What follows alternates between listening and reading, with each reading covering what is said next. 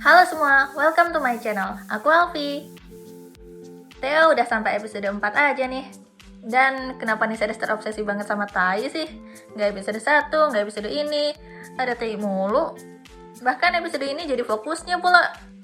Anyway, jangan lupa di episode ini kita diperlihatkan dinamika Ibuki dan Kana yang benih-benih cinta mulai tumbuh nih.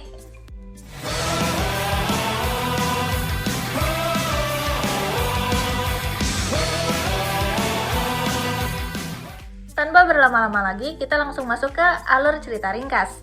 Episode ini kembali melanjutkan momen akhir di episode kemarin dengan Emma juga mengatakan akan mengaktifkan kegiatan klub lagi dan ngurusin Pucci. Tapi siapa sangka orang-orang gak mau ikut, termasuk Ibuki.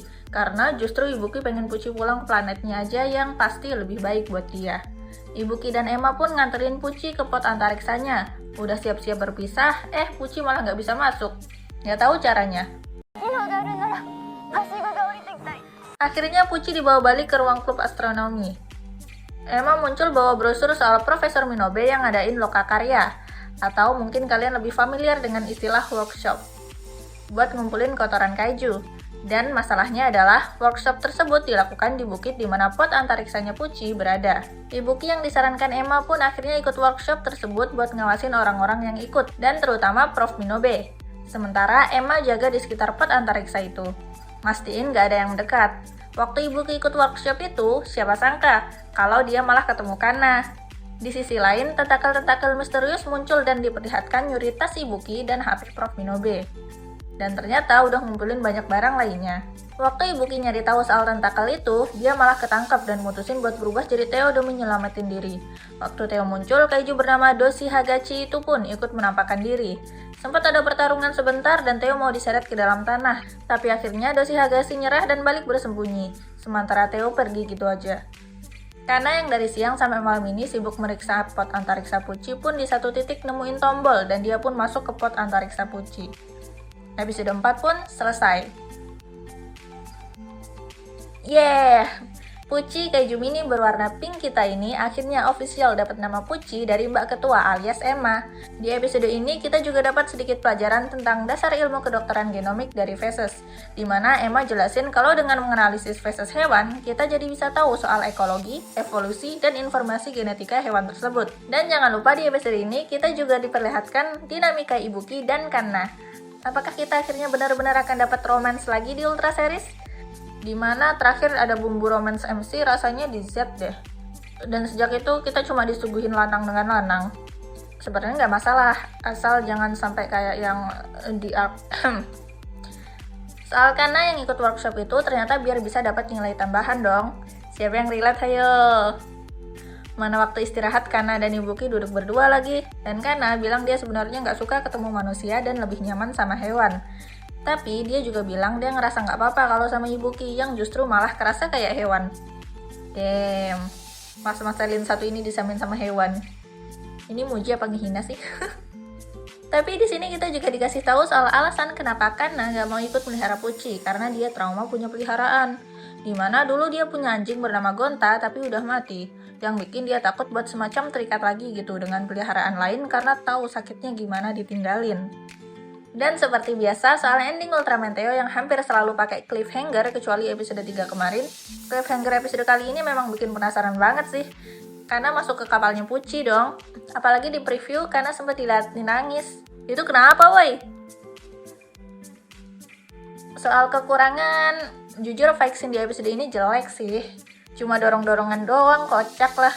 Sutradara action episode ini ganti sih jadi Makoto Kamiya. By the way, dia yang sampai jadi cameo di episode 2 Theo kemarin. Udah biasa direct beberapa episode dari berbagai series Ultraman sih. Cuma ya kebanyakan episode yang disutradarai beliau kayaknya terbilang terlalu basic aja. Nggak jelek juga, nothing special aja gitu. Lebih suka sutradara action episode-episode sebelumnya si Pak Takanori Sugimoto. Koreografi action beliau lebih asik dan angle-nya juga unik dan variatif. Beliau juga sama udah biasa direct Ultraman terutama Mugen dan sempat jadi main director buat ARC. Yang terlepas dari ceritanya, action di ARC terbilang bagus-bagus aja menurutku. Bring him back please. Episode Mingdep masih Pak Makoto sayangnya. Dan soal workshop nyari kotoran sebagai cerita utamanya, Jujur aja aku pribadi nggak begitu masalah karena memang bukan tipe orang yang jijian, tapi tetap aja ngerasa awkward banget. Apalagi pasin rebutan pup itu. What the fuck is that? Kasian buat yang gampang jijian nih, pasti nonton episode ini makin gak nyaman. Iya itu, heran deh, ini series kenapa terobsesi banget sama pup? Jangan bilang perpupan ini bakal berlanjut sampai nanti. For your information, mungkin ada yang mikir kenapa sih nggak nyari sampel tubuh atau bangkai aja kayak di series Omega kemarin? Kan lebih enak ditonton daripada nyari pup. Nah, ini aku coba jelasin sepemahamanku sambil kita belajar dikit. Di Omega, kalau nggak salah nih ya, situasinya jelas mereka nyari sampel dari kaiju yang ninggalin puing-puing yang tersebar, makanya mereka nyari itu. Beda sama kasus di Theo, Prof. Minobe pengen neliti kaiju yang belum jelas keberadaannya. Dia cuma percaya kaiju itu ada, tapi belum ketemu langsung. Makanya, cara paling efektif ya nyari pupnya. Kayak kata beliau sendiri, di mana ada kehidupan, di situ ada kotoran. Jadi dia nyari sesuatu yang belum tentu ada, tapi kalau memang ada, pasti ninggalin jejak. Salah satunya ya pup yang bisa tersebar di alam liar.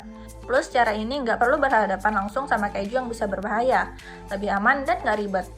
Tapi ada satu hal yang nggak dijelasin di seriesnya. Teknik genomik dari fase sebenarnya nggak akan seakurat ngambil sampel tubuh langsung. Soalnya fase sudah kecampur enzim pencernaan, bakteri, dan lingkungan luar. Jadi DNA yang didapat udah nggak murni lagi dari hewan aslinya. Makanya, waktu ada kesempatan kayak di episode 2 kemarin, Prof. Minobe langsung ambil sampel dari ekor Viologa secara langsung dan itu memang lebih efektif, karena DNA-nya jadi lebih utuh. Tapi itu karena saat itu Viologa udah mati, udah nggak berbahaya lagi buat didekati dan yang pasti deket dan ada di depan mata. Tinggal ambil. Kalau aja nggak dicegat tugas keamanan. Episode ini lagi-lagi punya format 2 episode untuk satu cerita utama dan lagi-lagi episode yang jadi bagian awalnya kurang memuaskan. Ada yang kurang gitu. Episode 2 kemarin lebih mending sih ketimbang yang ini. Mungkin sejauh ini aku bisa bilang ini episode paling kurang di antara yang lainnya. Dari segi keseruan nontonnya. Meski di sini kita dapat sedikit backstory-nya Kana yang cukup emosional. Dan kita juga dapat lihat lebih dinamika Ibuki Emma dan Ibuki Kana.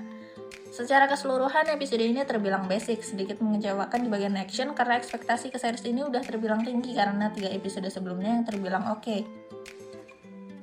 Dan juga soal pembahasan pup di episode ini yang agak bikin gak nyaman pas nonton karena jadi topik utama. Episode depan bakal lanjut lawan Doshi Hagachi dan semoga episode depan bakal lebih seru lagi. Dan anyway, ending song Ultraman Theo yang 3 kali berturut-turut kemarin beda terus, di episode ini balik lagi ke episode 1. Mungkin 3 ending song itu bakal terus diulang sepanjang series, atau akan ada ending song baru. Who knows? Dan ya, segitu aja dari aku. Makasih yang udah nonton. Jangan lupa like, share, dan subscribe. Ini pendapatku. Gimana pendapat kalian? Tulis di kolom komentar ya. Bye-bye!